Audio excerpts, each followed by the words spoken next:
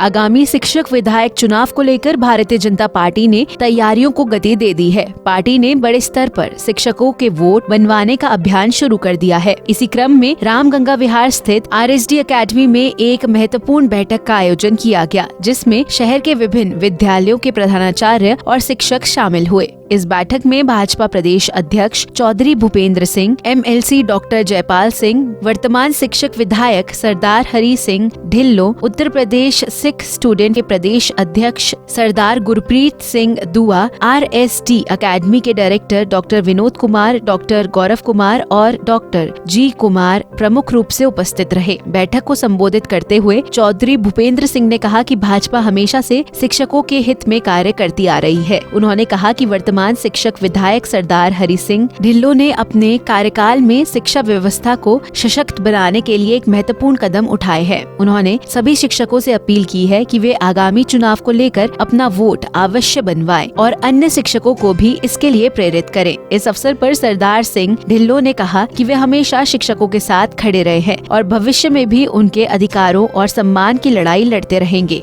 उन्होंने विश्वास जताया कि शिक्षक समाज एक बार फिर भाजपा पर भरोसा करे।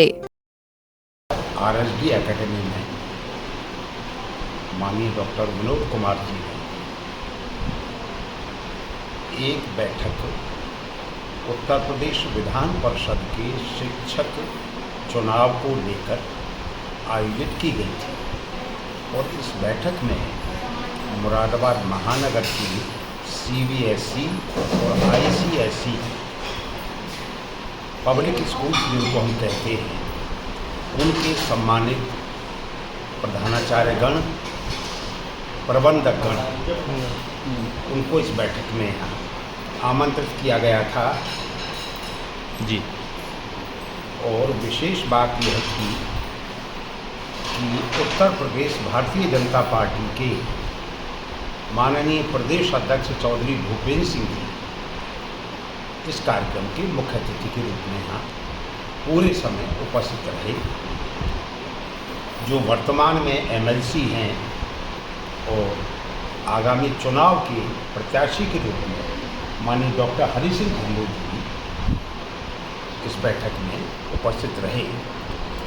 यहाँ शिक्षक निर्वाचन की प्रक्रिया की घोषणा सूचना के रूप में भारत निर्वाचन आयोग ने प्रदान कर दी है। यह प्रक्रिया शुरू होने के लिए जा रही है और यह चुनाव संभवतया नवंबर 26 में होगा।